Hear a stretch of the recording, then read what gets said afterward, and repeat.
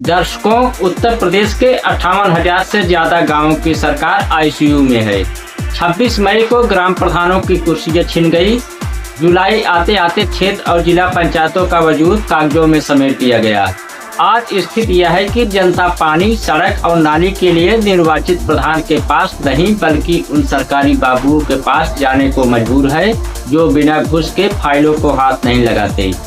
आज यानी 17 अगस्त को सूबे का हर वो नागरिक जो गांव की तरक्की चाहता है उसकी आंखें हाई कोर्ट पर टिकी थी। इम्तियाज हुसैन की याचिका पर सुनवाई होनी थी। सबको उम्मीद थी कि आज कोर्ट सरकार की ढीली कार्यशैली पर हंटर चलाएगा, लेकिन ऐन वक्त पर सरकारी वकीलों की तकनीकी दलीलों और समय मांगने के खेल के कारण सुनवाई टल गई। सवाल उठता है कि आखिर सरकार चुनाव कराने से भाग क्यों रही है? क्या सरकार को अंदरूनी सर्वे में हार का डर सता रहा है या फिर अधिकारियों की फौज के जरिए ग्रामीण बजट की मलाई चाटने का यह कोई नया सियासी खेल है? नमस्कार, संपूर्ण स्वराज न्यूज में आपका स्वागत है। मैं हूं शारदा प्रसाद तिवारी।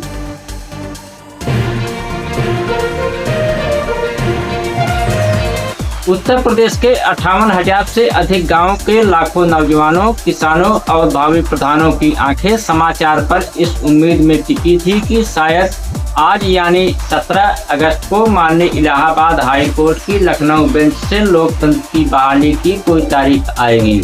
लोग उम्मीद लगाए बैठे थे कि आज कोर्ट रूम नंबर 5 या 6 में जब फाइलें खुलेंगी तो सरकार से पूछा जाएगा कि आपने गांव की चुनी हुई सरकार को अफसरों के कमरों में क्यों बंद कर रखा है। लेकिन शाम होते होते खबर आती है कि आज सुनवाई हो ही नहीं सकी, टल गई। प्राथमिकता की सूची में यह मुद्दा कहीं पीछे छूट गया। अब आप सोच रहे होंगे कि अदालत में रोज सैकड़ों केस सुने जाते हैं, एक केस टल गया तो कौन सी बड़ी बात हो गई। आज हम इसी बात का बारीक कड़ियों को जोड़ेंगे। हम आपको बताएंगे कि जिसे सिस्टम सिर्फ एक तारीख का टलना कह रहा है वो दरअसल उत्तर प्रदेश के ग्रामीण भारत के आत्मसम्मान का टलना है। आप गोदी मीडिया के शोर से थक चुके होंगे, इसलिए अगले कुछ मिनट शांत होकर इस क्रोनोलॉजी को समझिए कि कैसे हमारे देश में स्थानीय लोकतंत्र को धीरे धीरे अप्रासंगिक बनाया जा रहा है। दर्शकों, कड़ियों को जोड़ना सीखिए। जब आप कड़ियों को जोड़ेंगे तो आपको समझ आएगा कि यह महज एक तकनीक की संयोग नहीं बल्कि यह व्यवस्था की उदासीनता है। कड़ी नंबर 1, राज्य निर्वाचन आयोग कहता है कि उसने 10 जून को ही अंतिम मतदाता सूची यानी वोटर लिस्ट का प्रकाशन कर दिया था, यानी तकनीकी तौर पर वोटर तय हो चुके हैं। कड़ी नंबर 2, मई और जुलाई के महीनों में ग्राम प्रधानों, बीडीसी सदस्यों और जिला पंचायत अध्यक्षों का कार्यकाल समाप्त हो जाता है। उनकी जगह पर जिलों के बड़े बाबुओं, प्रशासकों को बैठा दिया जाता है।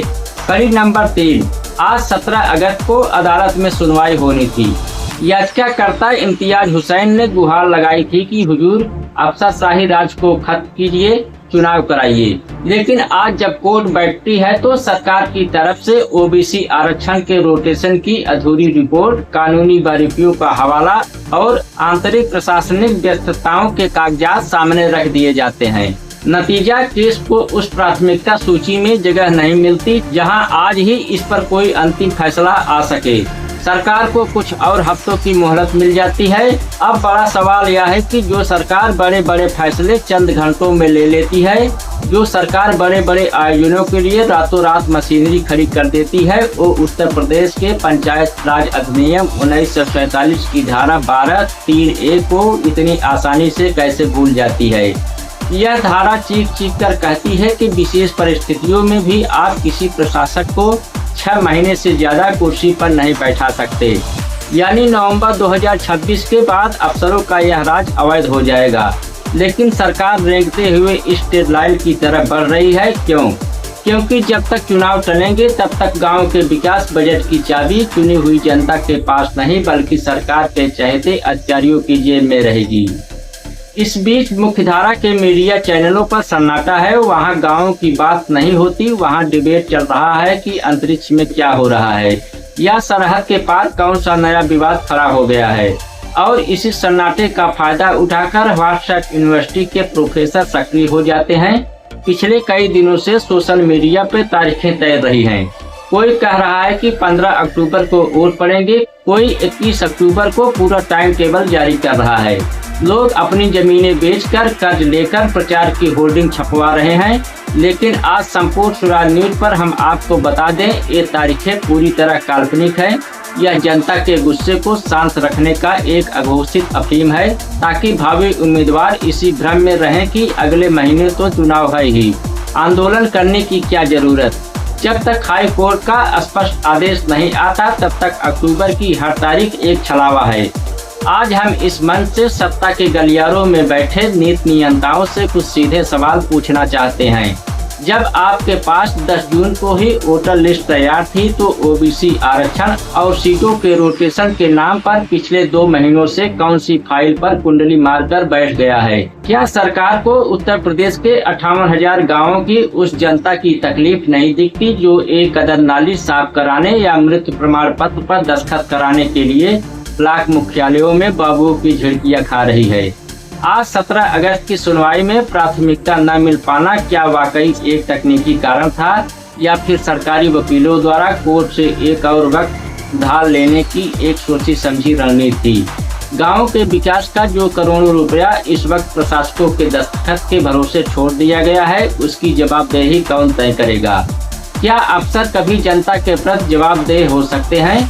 आज 17 अगस्त को इलाहाबाद हाई कोर्ट में सुनवाई चलने और 10 जून को ही वोटर लिस्ट तैयार होने के बाद भी सरकार से सीधा सवाल है कि आखिर आरक्षण और तारीखों का ऐलान कर गांव में अफसरशाही राज कब खत्म किया जाएगा?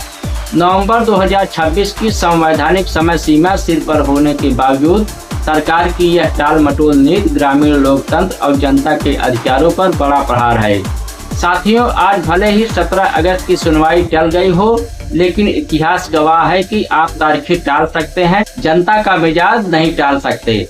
नवंबर 2026 की संवैधानिक दीवार बहुत ऊंची है। सरकार चाहे जितना भी कतराए, उसे उस दीवार के सामने आकर चुनाव का बिगुल फूंकना ही होगा। सवाल सिर्फ चुनाव होने या न होने का नहीं है, सवाल यह है कि क्या इस देश में अफगानी लोकतंत्र सिर्फ एक कागजी औपचारिकता बनकर रह जाएगा? क्या गांव का विकास अब लखनऊ के वातानुकूलित कमरों में बैठे अफसर तय करेंगे, या गांव की चौपाल पर बैठी जनता? सोचिएगा जरूर, अपने गांव में इस पर चर्चा कीजिएगा, अफवाहों से बचिए, सजग बनिए और कड़ियों को जोड़ना जारी रखिए, और सबसे बड़ी बात, सत्ता से सवाल पूछते रहिए। नमस्कार, जय हिंद।